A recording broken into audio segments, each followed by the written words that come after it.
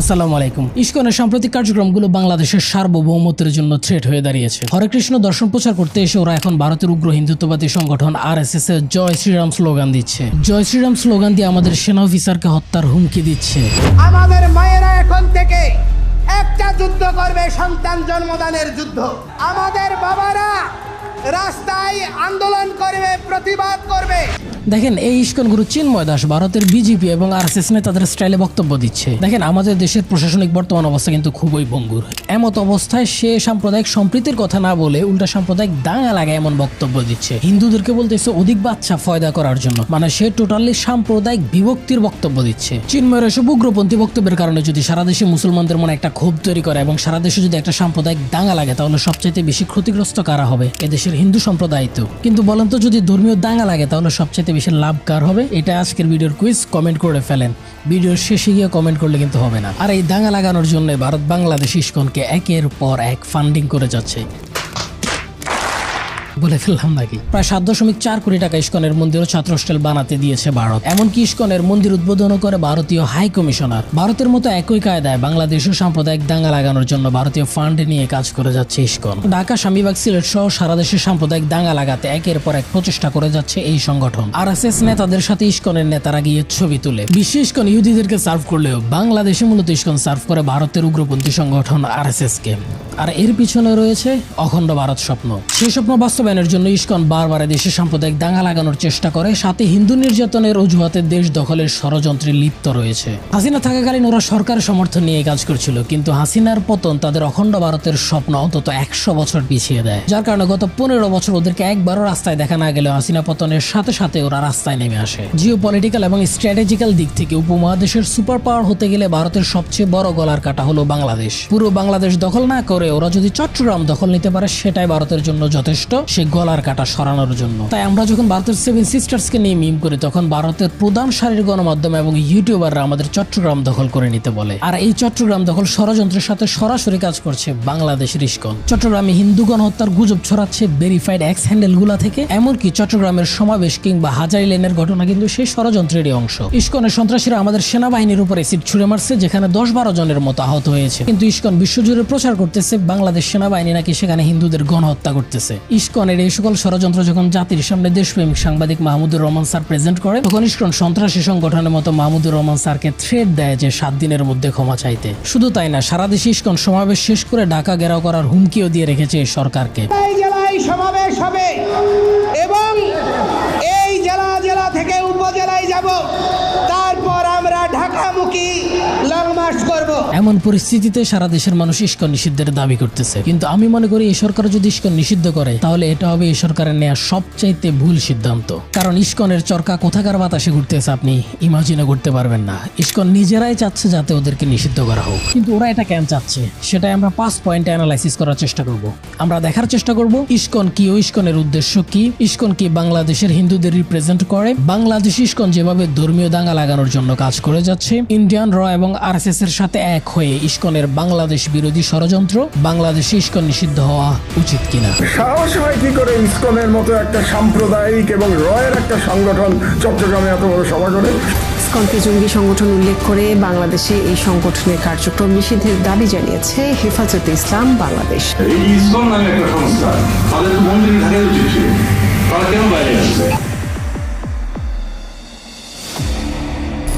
ISKCON আসলে কি? এটা কি হিন্দু সম্প্রদায়ের কোনো সংগঠন? যদি হিন্দু সম্প্রদায়ের সংগঠন হয়, তাহলে এটা কি দেশের হিন্দুদেরকে রিপ্রেজেন্ট করে কিনা? রিপ্রেজেন্ট করলেও ওদের যে আরএসএস স্টাইলের কার্যক্রম, সেটা নিয়ে আমরা যদি আলোচনা করি, তাহলে আমাদের আগে ইস্কনের ইতিহাস সম্পর্কে একটু জেনে নেওয়া দরকার। এতে করে আপনাদের আলোচনাটা বুঝতে একটু সুবিধা হবে। International society for Krishna consciousness, ISKCON হলো গৌড়ীয় বৈষ্ণব মতবাদের অনুসারী একটি হিন্দু ধর্মীয় প্রতিষ্ঠান। অভয়াচরণাবিন্দ ভক্তি বেদান্ত স্বামী প্রভুপাদ 1966 সালে নিউ ইয়র্ক শহরে এই সংগঠনটির প্রতিষ্ঠা করে। এই সংস্কৃতির অধিকাংশ অনুসারে ভারতের পশ্চিম বাংলা উড়িষ্যা অঞ্চলে ছিল, যার কারণে ইস্কন নিউ ইয়র্ক শহরে প্রতিষ্ঠিত হলেও ইস্কনের প্রধান কার্যালয় কিন্তু ভারতের পশ্চিমবঙ্গের নদিয়া জেলায়। ভগবদ গীতা এবং ভগবত পুরাণ হলো এই অনুসারীদের ধর্মগ্রন্থ। ইস্কন একেশ্বরবাদ প্রথার ভিত্তিতে প্রতিষ্ঠিত, অর্থাৎ এরা মনে করেন ঈশ্বর হলো একজন, যেখানে হিন্দু সম্প্রদায়ের অন্যান্য শাখার মানুষ অসংখ্য দেবদেবীতে পূজা করেন। যেমন লক্ষ্মী দেবীর কাছে ধন সম্পদের জন্য পূজা করেন, বিদ্যা বুদ্ধির জন্য সরস্বতী দেবীর পূজা করেন এবং দুর্গা পূজা সহ আরো অসংখ্য অনেক দেবদেবীর পূজা করে থাকেন। কিন্তু বৈষ্ণব ইস্কনের অনুসারীরা এত দেবদেবী দেবীর পূজা করে না, তারা একজনকে সবকিছু মানে। তারা মনে করে সকল অবতারের মূল উৎস হচ্ছে শ্রীকৃষ্ণ। এরা নিরামিষভোজী, অর্থাৎ এরা মাছ মাংস খায় না, কারণ তারা মনে করে প্রাণী হত্যা মহাপাপ। নেশা জাতীয় দ্রব্য, অ্যালকোহল, সিগারেট, মাদক দ্রব্য সেবন করে না, জুয়া খেলে না, অবৈধ যৌনাচার করে না।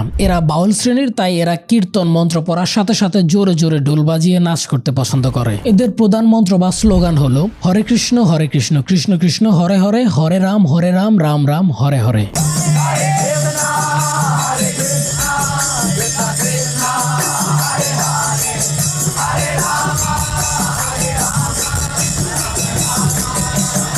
টুইস্ট বলেন বা ফ্যাক্ট বলেন, প্রশ্ন হলো ইসকনের স্লোগান যদি হরে কৃষ্ণ হরে রাম হয়, তাহলে চট্টগ্রাম ইসকনের সমাবেশে ভারতের উগ্র হিন্দুত্ববাদী সংগঠন আরএসএস এর জয় শ্রীরাম স্লোগান দিয়েছে এরা কারা? ওরা যদি ইসকনের ফলোয়ার্স হয়ে থাকে তাহলে ওরা হরে কৃষ্ণ হরে রাম স্লোগান না দিয়ে জয় শ্রীরাম স্লোগান কেন দিল? এই ইসকন তাহলে কোন ইসকন? আপনি ভাবতে থাকেন, আমি ইসকন নিয়ে আরেকটু প্রশংসা করে নেই, তারপরে ইসকনের আসল মুখোশ আপনাদের সামনে উন্মোচিত হবে। ফুড ফর লাইফ নামে ইসকনের একটি ক্যাম্পেইন আছে, যেটাতে ইসকন প্রতিদিন 60টিরও বেশি দেশে প্রায় 20 লক্ষ জনের বিনামূল্যে নিরামিষ খাদ্য বিতরণ করে। ইসকনের এই সকল ভালো দর্শন বা ইসকনের এই সকল ভালো কার্যক্রমের জন্য ইসকনের দাবি মতে গোটা বিশ্ব জুড়ে ওদের প্রায় 10 লক্ষের মতো ফলোয়ার্স আছে, এবং বিশ্বের 100টিরও বেশি দেশে ইসকনের প্রায় 600+ টেম্পল ও সেন্টার আছে। ইন্টারেস্টিং ফ্যাক্ট হলো ইসকনের রিসেন্ট বাংলাদেশের কার্যক্রম নিয়ে যারাই ভিডিও বানিয়েছেন, পিনাকি ভট্টাচার্য, কি কেন কিভাবে সহ আরো যারাই আছেন, তারা বলার চেষ্টা করছেন যে ইসকনের দর্শনগত দিক থেকে ইসকন ঠিক ছিল, কিন্তু সাম্প্রতিক সময়গুলোতে ইসকন খারাপ হয়ে গেছে। সোজা কথায় বললে ইসকন আগে ভালো ছিল,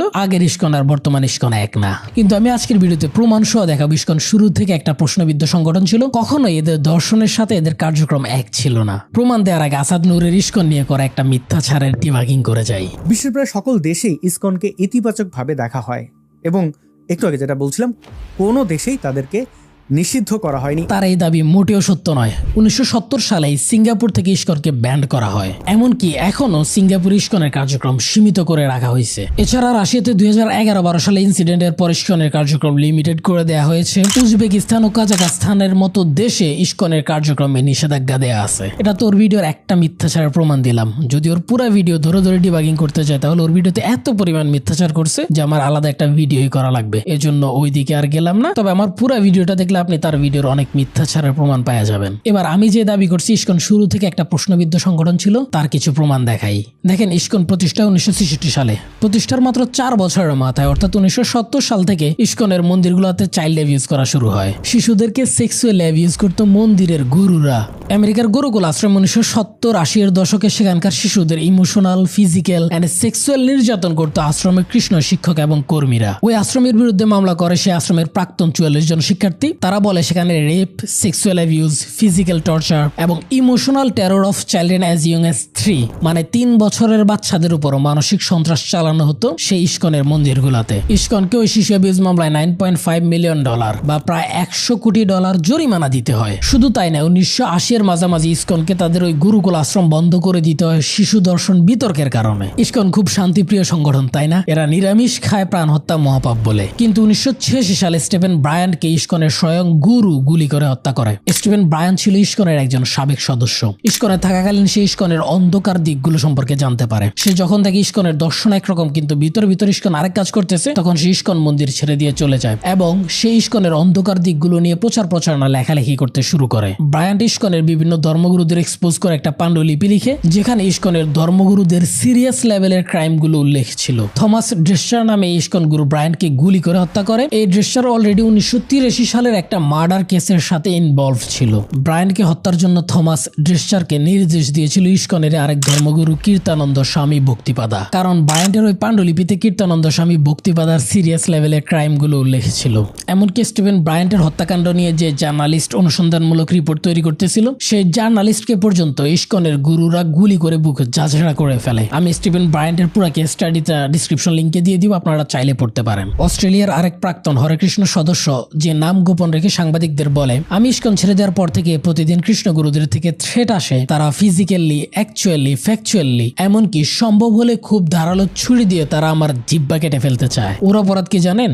ও একজন ইস্কন সদস্য ছিল। ইস্কন থেকে বের হয়ে যাওয়ার পর সে ইস্কনের অন্ধকার দিকগুলা নিয়ে প্রচার করতে শুরু করে। এই জন্য ইস্কনের গুরুরা তার জিহ্বা কেটে ফেলার থ্রেট দিচ্ছে। এছাড়া ইস্কনের Laguna Beach temple brotherhood of international love নামে একটি অর্গানাইজেশনের সাথে কাজ করত। ওই সংগঠন চোরাচালানের কাজ করত, যা মার্কিন যুক্তরাষ্ট্রে LSD, হ্যাশ এবং গাঁজা পাচার করত। ইস্কন তাদেরকে হেল্প করত, এই বিনিময়ে ওরা ইস্কনকে আর্থিক সহায়তা করত। এছাড়া ইস্কনের প্রতিষ্ঠাতা স্বামী প্রভুপাদ বিশ্বাস করত যে পৃথিবীর সবচাইতে নিকটে হলো সূর্য, তারপরে হচ্ছে চাঁদ। the energy of God. অথচ আপনি সোলার সিস্টেমে একটা ক্লিক করে দেখে নিতে পারেন যে পৃথিবীর সবচাইতে কে, চাঁদ নাকি সূর্য। কিন্তু প্রভুপাদ বিজ্ঞানের এই সত্য স্বীকার করত না, বরং সে তার নিজস্ব মতবাদগুলো টেম্পলের বাচ্চাদেরকে শেখাতো। ইস্কন যেহেতু হিন্দু ধর্মের বৈষ্ণব সম্প্রদায়ের একটা মুভমেন্ট, তাহলে সবচাইতে বেশি হিন্দু সম্প্রদায় কোথায়? ভারতে। ভারতের হিন্দুদের কাছে কি এই ইস্কনের গ্রহণযোগ্যতা আছে? ভারতের স্বয়ং ধর্মগুরুরা এবং পলিটিক্যাল লিডাররা মনে করতেছে ইস্কন একটা পশ্চিমের সংগঠন, যারা ভারত থেকে পশ্চিমে টাকা পাচার করেন এবং যারা ধর্মের নামে ব্যবসা করে যাচ্ছে। कौन वाले तो आंसू पोंछने आता है वो भी आंसू दे जाता है। उनकी परंपरा में जो अंग्रेज शिष्य हैं वो अपने को हिंदू नहीं कहते, उन्होंने जो हिंदुओं को शिष्य बनाया वो हिंदू अपने को इस्कॉन वाले कहते। तो बहुत दुष्ट संस्था है इस्कॉन की। बताया कि इस्कॉन देश के सबसे बड़े धोखेबाज लोग हैं, क्योंकि ये गौशालाओं के नाम पर सरकारों से जमीन और दुनिया भर के फायदे जरूर लेते हैं। ये सारा दिन हरे रामा हरे कृष्ण का जाप भी करते हैं। मेनका जी के हिसाब से जब वो उनके अनंतपुर वाले आश्रम में खुद गई थी, तब उन्हें वहाँ पर एक भी ड्राई काउ यानी जो गाय दूध नहीं देती है वो नहीं दिखी, और एक भी गाय का बछड़ा भी नहीं दिखा।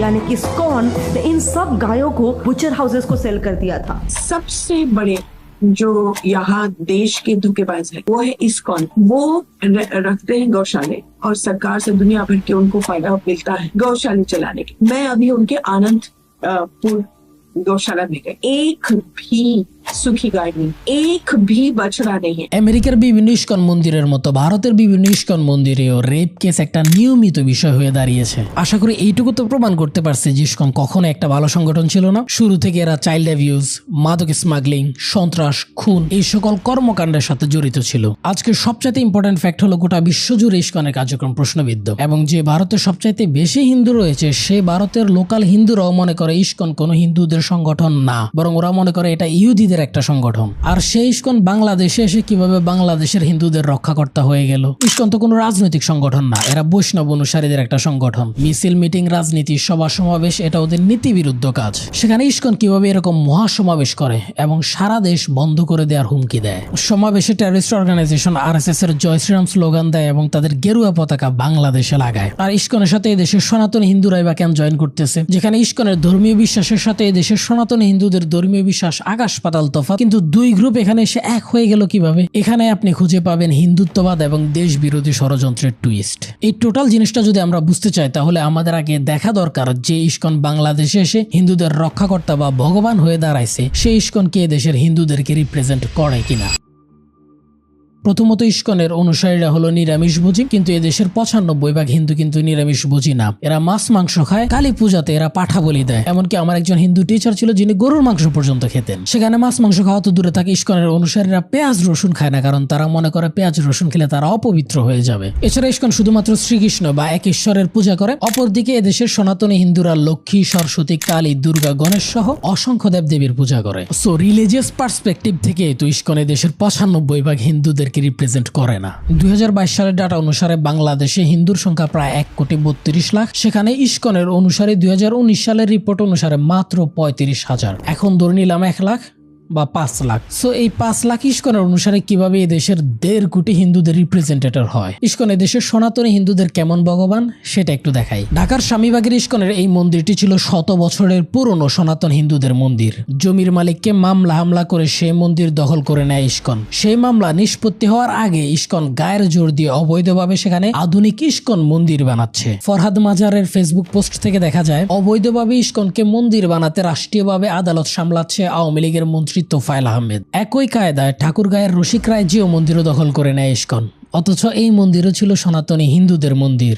2009 সালের 18 সেপ্টেম্বর দুর্গাপূজার সময় ইস্কনের সাথে সনাতনী হিন্দুদের সংঘর্ষ হয়। সেই সময় ইস্কন ভক্তদের হামলায় মন্দিরের সনাতনী হিন্দু ফুলবাবু নিহত হয়। দীর্ঘ এক যুগ ওই মন্দির 144 দ্বারা জারি থাকলেও এখন শোনা যায় ওই মন্দিরও নাকি ইস্কনের সদস্যরা দখল করে আছে। এছাড়া চট্টগ্রামে অবৈধভাবে হিন্দু সম্প্রদায় প্রবর্তক সংঘের জায়গা দখল করে নেয় ইস্কন। এমনকি হিন্দুরা বাধা দিতে গেলে ইস্কনের সন্ত্রাসীরা অন্তত 12 জন প্রবর্তকের হিন্দুকে পিটিয়ে আহত করে। স্বয়ং প্রবর্তক সংঘের নেতারাই বলছে ইস্কন একটা উগ্রবাদী সংগঠন। সারা দেশে ইস্কনের যতগুলো মন্দির রয়েছে তার বেশিরভাগ মন্দিরই সনাতন হিন্দুদের থেকে দখল করা মন্দির বা অবৈধ মন্দির। এছাড়া ইস্কনের বিরুদ্ধে সাধারণ হিন্দু এবং মুসলমানের ভূমি আত্মসাতের অভিযোগও কিন্তু কম না। সো যেখানে ইস্কন এই দেশের সাধারণ হিন্দুদের জায়গা জমি দখল করে নিচ্ছে, পিটে আহত করতেছে, হত্যা করতেছে, হিন্দুদের মন্দির দখল করে নিচ্ছে, এটা তো পরিষ্কার যে ইস্কন এই দেশের হিন্দুদেরকে রিপ্রেজেন্ট করে না। কিন্তু হাসিনা পালায় যাওয়ার পর এখন দেখা গেছে যে ইস্কন এই দেশের টোটাল হিন্দুদের রিপ্রেজেন্টেটর। ইস্কনের ডাকে সারা দেশের হিন্দুরা একত্রিত হচ্ছে এবং ইস্কন এই দেশের হিন্দুদেরকে জড়ো করে সাম্প্রদায়িক সম্প্রীতির কথা না বলে যেভাবে সাম্প্রদায়িক উস্কানিমূলক বক্তব্য দিচ্ছে এবং দেশকে দাঙ্গার দিকে নিয়ে যাচ্ছে, এবং সেটাতে কেন এই দেশের হিন্দুরা ওই ট্র্যাপে পা দিচ্ছে এটা বুঝতে হলে আমাদের আগে দেখতে হবে যে ইস্কন কিভাবে এই দেশের সাম্প্রদায়িক দাঙ্গা লাগানোর কাজ করে। এই অ্যানালাইসিসের পর আপনার সামনে ইস্কনের মুখোশ একদম ক্লিয়ার হয়ে যাবে। এটাও শুরু করে চিন্ময় দাসের একটা বক্তব্যের ডিবাগিং দিয়ে। আজকে অনেকে সীমান্তে 2 জন হিন্দু মারা গিয়েছে, এই জন্য মায়া দরদ দেখাচ্ছে, ইন্ডিয়ার বিরুদ্ধে স্লোগান দিচ্ছে। তো আমি বলতে চাই তারা কেন সীমান্তে গিয়েছে আগে ওইটা খুঁজে নিন। তারা কেন বিএসএফ এর গুলিতে মরতে গিয়েছে, কারণ এখানে বেঁচে থাকা তাদের জন্য একটা জীবন মৃত্যুর প্রহসন ছাড়া আর কিছুই নয়। ভারতের আরএসএস এর পেইড এজেন্ট এই সন্ত্রাসী চিন্ময় দাস দাবি করতেছে যে এই দেশে হিন্দুদের নির্যাতন হচ্ছে দেখে আমাদের জয়ন্ত এবং কিশোরী স্বর্ণা দাস ভারতে যাচ্ছিল, এই জন্য ভারতের বিএসএফ গুলি করে হত্যা করছে। এটাই তো তাহলে আসল ঘটনা। দেখেন, ভারতের ত্রিপুরায় স্বর্ণা দাসের বড় ভাই থাকে। সেই বড় ভাইয়ের সাথে দেখা করতে স্বর্ণা দাস এবং তার মা অবৈধভাবে রাতে বর্ডার ক্রস করার চেষ্টা করে, আর সেখানে বিএসএফ গুলি করলে স্বর্ণা দাস মারা যায়। আর এই সন্ত্রাসী চিন্ময় দাস বলতেছে বাংলাদেশে স্বর্ণা দাস নির্যাতিত হচ্ছে দেখে ও বর্ডার ক্রস করতে গেছে, আর এই জন্য বিএসএফ গুলি করে তাকে হত্যা করছে। একজন স্বয়ং ধর্মগুরু মিথ্যাচার করতেছে এবং সাম্প্রদায়িক দাঙ্গা লাগানোর বক্তব্য দিচ্ছে। কিছুক্ষণের জন্য ধরে নিলাম যে বাংলাদেশের সংখ্যালঘু সম্প্রদায়ের উপর নির্যাতন হচ্ছে বিদায় স্বর্ণা দাস এবং জয়ন্ত ভারতে আশ্রয়ের জন্য গেছে, কিন্তু ভারত তাদেরকে আশ্রয় না দিয়ে গুলি করে হত্যা করবে কেন? মানে পৃথিবীর কোন আইনে আছে এইভাবে পাখির মতো গুলি করে হত্যা করবে? আর ভারত না হিন্দুদের দেশ, তাহলে ওরা না হিন্দুদেরকে সেফ না দিয়ে এভাবে গুলি করে হত্যা করবে কেন? আর ভারত হিন্দু গুলি করে হত্যা করলে সেটা হালাল? আমাদের কিশোর জয়ন্ত কিংবা কিশোরী স্বর্ণা দাস হত্যার প্রতিবাদে ইস্কন বা হিন্দুদের আরো যত জোট সংগঠন আছে তারা ক্যান করলো না। তার মানে এটা তো ক্লিয়ার যে তারা হিন্দু রক্ষার রাজনীতি না, তারা হিন্দু কার্ডের রাজনীতি করে। যেখানে স্বয়ং ধর্মগুরু পর্যন্ত এরকম মিথ্যাচার করতেছে, সেখানে আর কি বলবো? ওদের হিন্দু নেতারা পর্যন্ত প্রোপাগান্ডা ছড়াচ্ছে, বলতেছে বাংলাদেশে হিন্দুদের নাকি জেনোসাইড হচ্ছে, এবং তাদের সাথে তাল মিলিয়ে ভারতের সবগুলো স্যাটেলাইট চ্যানেল, সবগুলো পত্রিকা যেমন the Hindu, Times of India, Hindustan Times, Indian student সহ প্রায় সব পত্রিকা একের পর এক মিথ্যা গুজব খবর প্রকাশ করতেছে। উগ্র ইস্কনপন্থীদের Twitter handle voice of Bangladesh Hindu ঘুরে আসেন এমন মিথ্যা কথা স্বয়ং শয়তানও বলতে পারে না। একের পর এক মিথ্যা গুজব ছড়াচ্ছে। আমি আর কয়টা ডিবাগ করবো? জাস্ট রিউমার স্ক্যানারের ফ্যাক্ট চেক গুলা দেখেন, এগুলো দেখলে বুঝতে পারবেন কি পরিমাণ মিথ্যা গুজব ছড়ানো পোস্ট করতেছে এইসব অ্যাকাউন্ট থেকে। ওদের এই মিথ্যাগুলা ডিবাগিং করতে বড় টিম লাগে, ফাইন্যান্সিয়াল সাপোর্ট লাগে, যার কোনোটাই আমার নাই, কিন্তু এদেশের মিডিয়া হাউসগুলোর তো আছে। ওদের মিডিয়ার মিথ্যা প্রচারণা আর ডিবাগিং কে আমাদের মিডিয়াগুলো করতে পারে না, কিন্তু এই মিডিয়াগুলো ক্যান করছে না, because they got paid from intelligence agencies. आपके दिमाग में एक इमेज किसने बनाई है? मीडिया ने। मीडिया ने, लेकिन उस मीडिया के पीछे कौन है सर?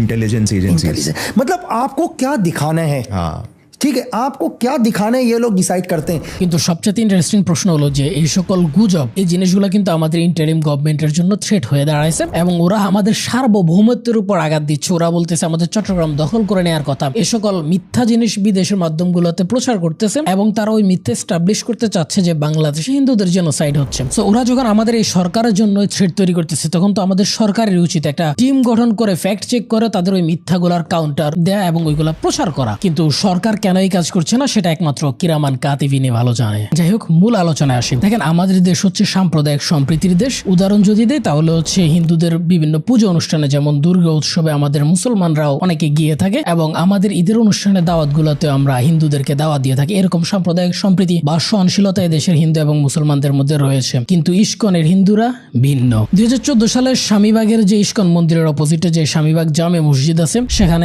তারাবির নামাজের সময় বাধা দেয় ইস্কন। নামাজ নামাজের সময় মসজিদের মুসল্লিরা গিয়ে তাদেরকে রিকোয়েস্ট করে যে আপনারা 1 ঘন্টার বিরতি দেন, আমরা নামাজটা শেষ করি, নামাজ শেষ হলে আপনারা আবার আপনাদের অনুষ্ঠান শুরু করেন। কিন্তু ইসকনের উগ্রপন্থী হিন্দুরা সেটা না শুনে উল্টা তারা আরো জোরে ডাকডোল বাজাতে শুরু করে। ফলশ্রুতিতে সেখানে একটা সাম্প্রদায়িক দাঙ্গা শুরু হয় এবং অনেক মানুষ আহত হয়। 2014 এর পর 2016 সালে সিলেটে ইসকন মন্দিরে একই ঘটনা ঘটে। সেখানে জুমার নামাজের সময় ইসকন মন্দির থেকে জোরে জোরে ডোল বাজানো এবং স্পিকার বাজানো হচ্ছিল এবং মুসল্লিরা গিয়ে তাদেরকে রিকোয়েস্ট করে যে নামাজের সময় কিছুক্ষণের জন্য সেটা বন্ধ রাখতে। তখন তারা সেটা না শুনে উল্টা আরো জোরে জোরে ডোল বাজাতে থাকে। ফলশ্রুতিতে সেখানে 2 গ্রুপের মধ্যে একটা সংঘর্ষ তৈরি হয়। এমন সময় ইসকন মন্দির থেকে পিস্তল দিয়ে মুসলিমদের গুলি করা হয়, যা সারা দেশে ভাইরাল হয়ে গেছিল।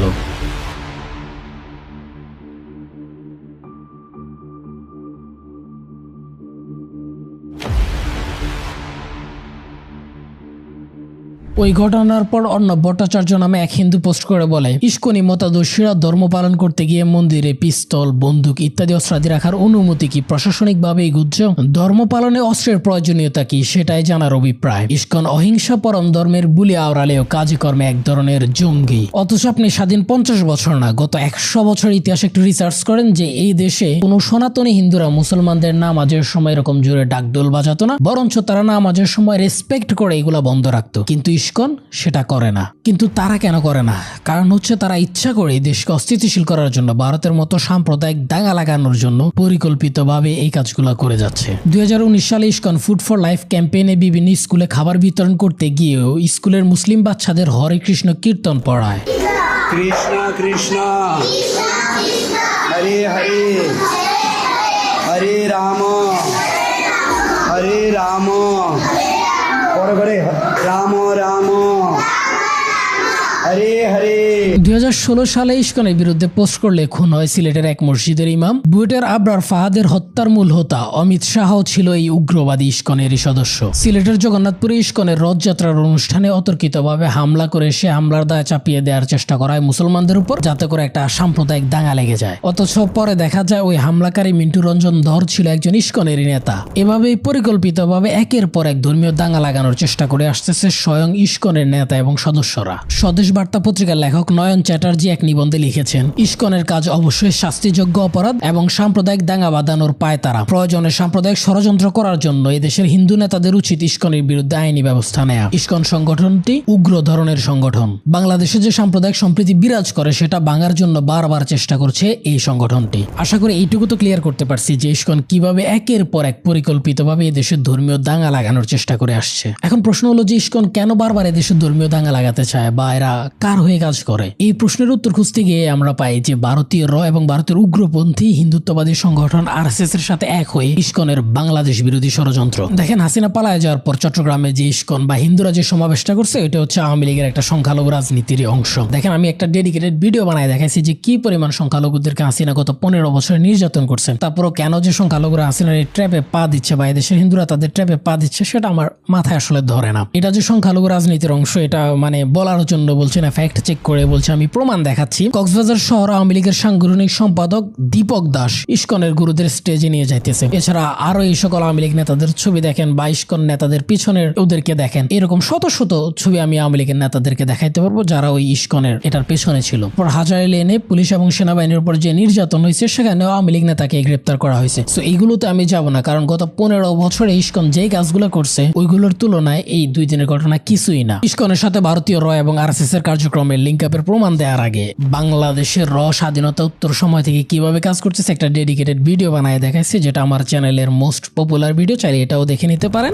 আবু রুশদের লেখা বাংলাদেশের র বইয়ের 171 নম্বর পেজে বলা হয়, ইসকন নামে একটি সংগঠন কাজ করছে। এই সংগঠনের প্রধান কাজ হচ্ছে বাংলাদেশি উস্কানিমূলক ধর্মীয় অনুষ্ঠান পালন করা, যার উদ্দেশ্য হচ্ছে সাম্প্রদায়িক দাঙ্গা সৃষ্টি। সো আবু রুশদের এই ইনফরমেশনের সত্যতা তো পাইছেন, যেটা হচ্ছে 2014 সালের স্বামীবাগের দাঙ্গা, 2016 সালে সিলেটের দাঙ্গা। এই ইসকনকে অনেকে ইহুদিদের মতাদর্শের প্রতিষ্ঠান বললেও বাংলাদেশি ইসকন মূলত ভারতের তীব্র হিন্দুত্ববাদী সংগঠন আরএসএস এর মতাদর্শ বাস্তবায়নে ব্যস্ত। ইসকন আরএসএস এর মতাদর্শ কিভাবে দেশে বাস্তবায়ন করতেছে তার আগে 2 একটা প্রমাণ দেখাই, তারপরে হচ্ছে রয়ের কানেকশন দেখাচ্ছি। আমার এই ভিডিওতে আমি প্রমাণ সহ দেখাইছি ভারতের আরএসএস এর উগ্র হিন্দুত্ববাদী হিন্দুরা কিভাবে মাইকিং করে হিন্দুদের বলতেছে যে তোমাদের দোকানে যদি কোনো মুসলিম চাকরি করে তাহলে তাদেরকে বের করে দাও আর নতুন করে কাউকে চাকরি দিও না।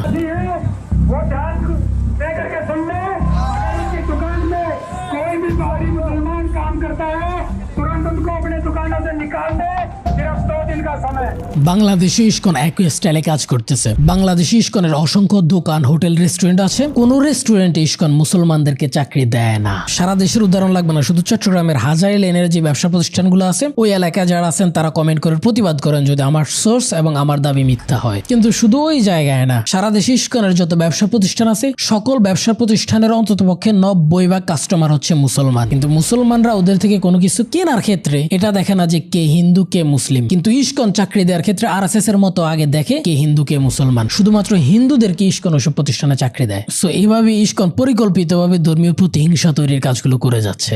বাংলাদেশের চট্টগ্রামে হিন্দু জেনোসাইড হচ্ছে এমন গুজব ছড়ানো ও কনফারেন্স করে বেড়ানো ডক্টর কুশল বরুণ চক্রবর্তী ভারতের সন্ত্রাসী সংগঠন আরএসএস এর হিন্দুত্ববাদী সন্ত্রাসী নেতা আদিত্যনাথ যোগীর সাথে দাঁড়িয়ে ছবি তুলছে। এই আদিত্যনাথ একজন সন্ত্রাসী নেতা দেখে ভারতের সাধারণ হিন্দুরা পর্যন্ত ওকে পছন্দ করে না। কিন্তু এরকম উগ্রপন্থী একজন নেতার সাথে দেশের ইসকন সদস্য গিয়ে ছবি তোলে। ভারতের বিজেপির ক্ষমতার উৎস হলো এই ডানপন্থী সংগঠন আরএসএস। বাংলাদেশে ইসকন মন্দির ও ছাত্রাবাস উদ্বোধন করে ভারতীয় হাই কমিশনার। এই দেশে ইসকন মন্দির উদ্বোধন হবে, সেখানে ভারতীয় হাই কমিশনার সেখানে উদ্বোধন করবে। খেলা তো এখানেই শেষ না। ভারতের আরএসএস যে কায়দায় ভারতের মুসলমান এবং খ্রিস্টানদের মসজিদ গির্জাগুলো দখল করে নিচ্ছে, বাংলাদেশে ইসকন একই কায়দায় বাংলাদেশে হিন্দুদের মন্দিরগুলো দখল করে নিচ্ছে। আরএসএস এর হিন্দুরা যেভাবে নামাজরত মুসলিমদের উপর নির্যাতন শুরু করে, মসজিদের মাইক ভেঙে ফেলে, মসজিদ ভেঙে ফেলে, মভ করে, একই কায়দায় ইসকন এই দেশে চেষ্টা করতেছে মুসলমানদের নামাজের সময় উচ্চ স্বরে ঢোল তবলা বাজিয়ে দেশের মধ্যে একটা অস্থিতিশীল বা দাঙ্গা তৈরি করা। আমেরিকাতে ইসকন ইহুদি স্টাইলে কাজ করলেও বাংলাদেশে ইসকন কাজ করে আরএসএস স্টাইলে।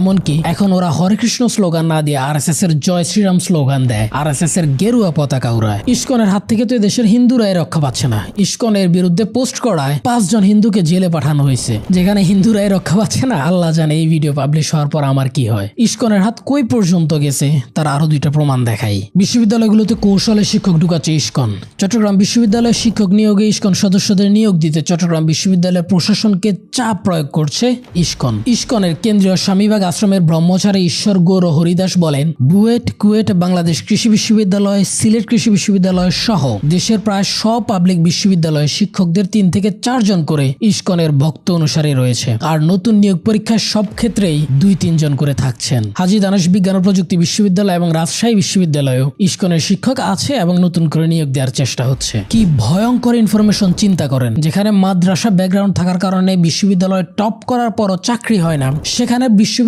প্রতিটা নিয়োগে 2-3 জন করে ইসকনের সদস্য নিয়োগ দেওয়া হচ্ছে। ভেবে দেখেন আপনার আমারও জানতে ইসকন কতটা ভয়ঙ্কর হয়ে উঠতেছে।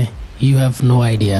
বাংলাদেশের রয়ের ট্রেন্ড ফোর্স যারা আছে তাদের বেশিরভাগের আশ্রয় কেন্দ্র হলো বাংলাদেশের ইসকনের ব্যবসা প্রতিষ্ঠানগুলো। ইসকনের হোটেল রেস্টুরেন্টগুলোতে রয়ের ভারতীয় ওই সকল লোক কাজ করে। অনেকে তো বাংলাতে কথাও বলতে পারে না। হোটেল রেস্টুরেন্ট বা ব্যবসা প্রতিষ্ঠানের আড়ালে ভারতীয় গোয়েন্দা সংস্থা র কিভাবে বাংলাদেশে কাজ করতেছে সেটা আবু রুশদের লেখা বাংলাদেশের র বইয়ের এই চ্যাপ্টারে পেয়ে যাবেন। কিন্তু হাসিনা যে কয়দিন ক্ষমতায় ছিল বাংলাদেশের সরাসরি প্রশাসনিক অফিসগুলোতে রয়ের কর্মচারীরা চাকরি করত। ওরা একে তো এদেশের গুম খুনগুলোর সাথে জড়িত ছিল এবং উল্টা এদেশের তথ্য পাচার করত, আর তার বিনিময়ে এই দেশ থেকে তারা বেতন পেত। আচ্ছা, আর কয়েকটা বিষয়, যে আমাদের গোয়েন্দা সংস্থার সাথে তো র কাজ করতো, তাই না? অবশ্যই কাজ করতে। হ্যাঁ, এখনো কি করছে? আমার জানা মতে না। আমাদের জানা মতে ধরেন যেই প্রতিষ্ঠানটার উপরে সবচেয়ে বেশি প্রভাব ছিল রয়ের, সেটা হচ্ছে এনএসআই, তাই তো? এনএসআই, ডিজিএফআই 2টা সংস্থার মধ্যে তাদের না ছিল, কিন্তু সবচেয়ে বেশি প্রভাব ছিল এনএসআই। আপনি জাস্ট এটা ইমাজিন করেন যে পাকিস্তানের রয়ের একজন এজেন্ট ধরা পড়ছে, অথবা ভারতে পাকিস্তানের আইএসআই এর একজন এজেন্ট ধরা পড়ছে, তাহলে ওদের কি হবে? নিশ্চিত ফাঁসি। কিন্তু আমাদের দেশে উল্টা তাদেরকে বেতন দিত। কিন্তু হাসিনা পালায় যাওয়ার পর রয়ের লোকেরা প্রশাসনিক জায়গাতে না থাকলেও রয়ের তৎপরতা কিন্তু আগের থেকে অনেক বেশি বেড়ে গেছে। আর তাদের প্রোটেকশন দিচ্ছে বাংলাদেশি ইসকনের এই সকল হোটেল বা রেস্টুরেন্টে বিভিন্ন ব্যবসা প্রতিষ্ঠান। আরো ভয়ঙ্কর কথা কি জানেন? 90% মুসলমানের দেশে মুসলমান তাদের কাস্টমার, কিন্তু ইসকনের হোটেল রেস্টুরেন্ট গুলোতে গরুর মাংস বিক্রি হয় না। ওই যে আরএসএস স্টাইল।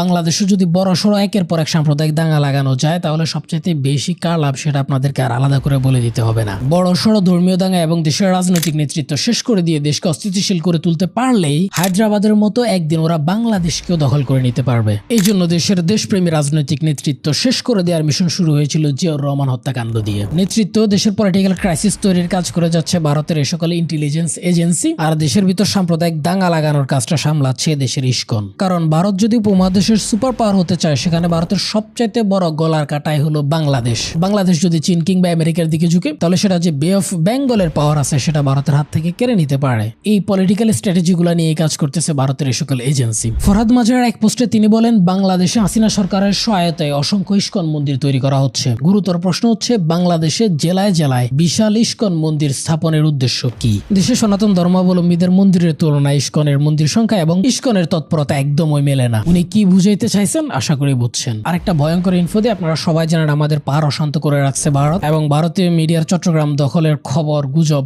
এগুলা কিন্তু দেখতেছেন, ওরা মিনিস্ট্রি মিডিয়াতে কাজগুলো করতেছে। চট্টগ্রামের চন্দ্রনাথ পাহাড়ে নাকি স্নাইপার রাইফেল বুলেট প্র্যাকটিসের কিছু দাগ গাছের মধ্যে লেগে আছে। আমরা কুকি চীনের কথা জানি, কিন্তু এই কাজগুলোর জন্য সন্দেহ করা হচ্ছে ইস্কনকে। যেহেতু এটা একটা ফেসবুক পোস্ট, সেহেতু ফ্যাক্ট চেক করা সম্ভব হয়নি। তো এই সন্দেহকে আমি সত্য বলছি না ঠিকই, কিন্তু অসত্য বলে আমি উড়াইও দিতে পারছি না। এভাবে ইস্কনের একের পর এক ষড়যন্ত্র আমাদের সার্বভৌমত্বের জন্য থ্রেট তৈরি করছে। এখন প্রশ্ন হলো, আমাদের সার্বভৌমত্বের জন্য থ্রেট তৈরি করা বা দেশকে অস্থিতিশীল করতে চাওয়া এই সন্ত্রাসী সংগঠন ইস্কন কি নিষিদ্ধ হওয়া উচিত কিনা? আমি বলবো না, এই মুহূর্তে ইস্কন নিষিদ্ধ করা ঠিক হবে না। কিন্তু এতগুলো প্রমাণ, ইস্কনের আরএসএস এর সাথে লিঙ্ক আপ, রয়ের সাথে লিঙ্ক আপ এবং এত দেশ বিরোধী ষড়যন্ত্র দাঙ্গার পরও আমি কেন বলতেছি যে ইস্কন নিষিদ্ধ করা ঠিক হবে না? দেখেন, হাসিনা পালায় যাওয়ার পর বা হাসিনার পতনের পর হাসিনা যতটা না পাগল হয়ে গেছে, তার চাইতে বেশি পাগল হয়ে গেছে ভারতীয় এই সকল মিডিয়াগুলা। কি পরিমাণে গুজব ওরা ওদের পত্র পত্রিকায়, টেলিভিশনে এবং টুইটারে ছাড়তেছে আপনি চিন্তা করতে পারবেন না। ওরা বলতেছে চট্টগ্রামে হিন্দুদের উপর জেনোসাইড হচ্ছে, ভারতের এখনই উচিত ভারতের সেনাবাহিনী চট্টগ্রামে হস্তক্ষেপ করা, চট্টগ্রাম দখল করে নেয়া, ইত্যাদি ইত্যাদি। সো এখন যদি এই সরকার ইস্কন নিষিদ্ধ করে, তাহলে সেটা ভারতের সংখ্যালঘু নিয়ে যে রাজনীতি, সেই রাজনীতির আগুনে ঘি ঢালার মতো হবে। এতদিন ধরে তারা যে সকল গুজব প্রচার করতেছিল, তারা এখন বিশ্বকে দেখাবে, এই যে দেখো আমরা এতদিন তোমাদেরকে বলছি, তোমরা বিশ্বাস করো না, তার অফিসিয়াল প্রমাণ দেখো। রাষ্ট্র ইস্কনকে নিষিদ্ধ করতেছে, একটা ধর্মীয় সংগঠনকে নিষিদ্ধ করতেছে। তো তখন ভারতের কাছে আইনগত লিগ্যালিটি থেকে যাবে, এবং তারা এই দেশের সংখ্যালঘু নির্যাতনের অভিযোগ দিয়ে চট্টগ্রামে যদি হস্তক্ষেপ করে, তাহলে আমাদের দেশের কি অবস্থা হবে, বা ওইটা ডিল করার মতো আমাদের সেই প্রিপারেশন আছে কিনা। এরপর দেখেন, ইস্কন কোনো কিছু ছাড়াই তারা রাস্তায় নেমে আন্দোলন করতেছে, সারা দেশ বন্ধ করে দেওয়ার থ্রেট দিচ্ছে। এখন যদি তাদেরকে নিষিদ্ধ করে দেয়, তারা যে আবার বড়সড় আন্দোলনে নামবে না, তারা গ্যারান্টি কি? এবং এই যে পতিত সরকার, যে আওয়ামী লীগের যে সন্ত্রাসী গুন্ডারা আছে, তারা যে ইস্কনের ব্যানারে আবার আয়সা দেশকে অস্থিতিশীল করতে চাইবে না, তারা তো কোনো গ্যারান্টি নেই। কারণ ইস্কনের ওই সমাবেশে আওয়ামী লীগ নেতাদের ছবি আমি আপনাদেরকে দেখাইছি। সো বড়সড় ভাবে তারা যে দেশকে একটা অস্থিতিশীল করে তুলবে না, সেটারও তো কোনো গ্যারান্টি নেই। আমি ভারতের সাইডটা বাদই দিলাম। এবার আপনি একটু লজিক্যালি চিন্তা করেন, ইস্কন যদি সারা দেশে একটা নৈরাজ্য করার চেষ্টা করেন, সারা দেশের মুসলিমরা তো বসে থাকবে না। সো মুসলিমরাও যদি বের হয়ে আসে, এখানে বড়সড় একটা সাম্প্রদায়িক দাঙ্গা তৈরি হবে। সেই সাম্প্রদায়িক দাঙ্গায় হিন্দু নির্যাতনের অভিযোগ দিয়ে ভারতে দেশে সরাসরি সেনাবাহিনী দিয়ে হস্তক্ষেপ করবে। সেটা ডিল করার মতো ক্যাপাসিটি অন্তত পক্ষে নরবরে সরকারের কাছে নাই। সো এই জন্যই বলছি, এই সরকারের অন্তত পক্ষে ইস্কন নিষিদ্ধ করা ঠিক হবে না। আরো গুরুত্বপূর্ণ ফ্যাক্ট হলো, বিশ্বের যে সকল দেশে ইস্কনকে নিষিদ্ধ করা হয়েছে, সে সকল দেশের জাতিসংঘ সহ আমেরিকান স্টেট ডিপার্টমেন্ট পর্যন্ত বিবৃতি দিছে। এখন এই নরবরে সরকার যদি ইস্কনকে নিষিদ্ধ করে, আমেরিকা যদি এই সরকারকে নিষেধাজ্ঞা দেয়, তাহলে এই সরকার কতটা সমস্যায় পড়বে সেটাও একটু আমাদের চিন্তা করা দরকার। এখন প্রশ্ন করতে পারেন, তাহলে সলিউশন কি? আমরা বা সরকার কি করতে পারে? আমরা যেটা করতে পারি সেটা হচ্ছে আমাদের সাম্প্রদায়িক সম্প্রীতি ধরে রাখা। ইস্কন বা হিন্দুদের থেকেও বা কেউ যদি কোনো ফেক আইডি থেকে কোনো উস্কানিমূলক পোস্ট দেয়, তাহলে সেটাকে মব জাস্টিস করে আইন নিজের হাতে তুলে না দিয়ে স্পেসিফিক ওই জনকে চিহ্নিত করে তাকে প্রশাসনের হাতে তুলে দেয়া। যদি আমরা মব জাস্টিস করতে যাই, সেখানে একটা সাম্প্রদায়িক দাঙ্গা তৈরি হবে, এবং ইস্কন এবং র এটাই চাচ্ছে। সো এই কাজটা করা যাবে না, এবং হিন্দু ভাইদের কাছে রিকোয়েস্ট থাকবে যে আপনারা কোনো সাম্প্রদায়িক দাঙ্গায় জড়াবেন না, কোনো মব জাস্টিসে যাবেন না, অন্তত পক্ষে দেশের এই ক্রিটিক্যাল সিচুয়েশনে। এটা তো আমাদের করণীয়। এখন সরকার কি করতে পারে? যেহেতু এটা সরকারের জন্য একটা কনসার্ন, সেটা হচ্ছে সরকার ইস্কনকে নিষিদ্ধ করে না দিয়ে ইস্কনের জন্য ইস্কনের কিছু কাজকে লিমিটেড করে দিতে পারে, যেটা বিশ্বের অন্যান্য দেশে করা হয়েছে। যেমন সরকার যেটা করতে পারে সেটা হচ্ছে, ইস্কন যেহেতু বৈষ্ণবের অনুসারী, সেহেতু ইস্কন হচ্ছে মন্দিরে পূজা অর্চনা করবে। এরা কোনো রাজনৈতিক সভা সমাবেশ মিছিল মিটিং করতে পারবে না, কারণ এটা হচ্ছে ওদের নীতি বিরুদ্ধ কাজ। 2 নাম্বার হচ্ছে, ইস্কন আগে যত মন্দির করছে, ইস্কন নতুন করে আর কোনো মন্দির তৈরি করতে পারবে না। 3 নাম্বার হচ্ছে, যত জায়গায় ইস্কনের মন্দিরের পাশাপাশি মসজিদ আছে, তত জায়গায় মসজিদে নামাজের সময় ইস্কন বিরতি দিতে হবে। 4 নাম্বার হচ্ছে, ইস্কন যত অবৈধ মন্দির দখল করছে, সেই মন্দিরগুলাকে প্রশাসনিকভাবে উদ্ধার করে সেই মন্দিরগুলা এই দেশের সনাতনী হিন্দুদের হাতে বুঝাই দিতে হবে। সো সরাসরি নিষেধাজ্ঞা না দিয়ে যদি এই কাজগুলো করা যায়, তাহলে ইস্কনের যে আগ্রাসী কর্মকাণ্ড এবং দেশ বিরোধী যে ষড়যন্ত্র, সেগুলো কমিয়ে নিয়ে আসা সম্ভব। এতে করে সরকারও নীতিগতভাবে সেফ থাকবে, এবং ইস্কনের এই সকল সন্ত্রাসী কার্যক্রম কমিয়ে নিয়ে আসা যাবে। এতক্ষণ ধরে ইস্কনের সকল সন্ত্রাসী কার্যক্রম, দাঙ্গা লাগানো, দেশ বিরোধী ষড়যন্ত্র, ভারতের র এবং আরএসএস এর সকল লিঙ্কা প্রমাণ সহ দেখানোর পরও এই ভিডিও শেয়ার করে আপনি এদেশের হিন্দু এবং মুসলমানদেরকে সচেতন করবেন কিনা সেটা আপনার উপর ছেড়ে দিলাম। এবং ইস্কনকে সরাসরি নিষিদ্ধ না করে ইস্কনের কার্যক্রম লিমিট করে করে দেওয়ার ব্যাপার আমি যে 4টা পয়েন্ট তুলে ধরছি এগুলোর সাথে আপনারা একমত কিনা এবং সরকারের এই স্টেপগুলো নেওয়া দরকার কিনা এগুলা কমেন্ট করতে পারেন। ইসকন আবার মানচিত্রে হাত দেওয়ার ফায়তারা করতেছে, আমি তা হতে দিতে পারি না। মা, মাটি, দেশকে ভালোবাসুন। ধন্যবাদ সবাইকে। আল্লাহ হাফেজ।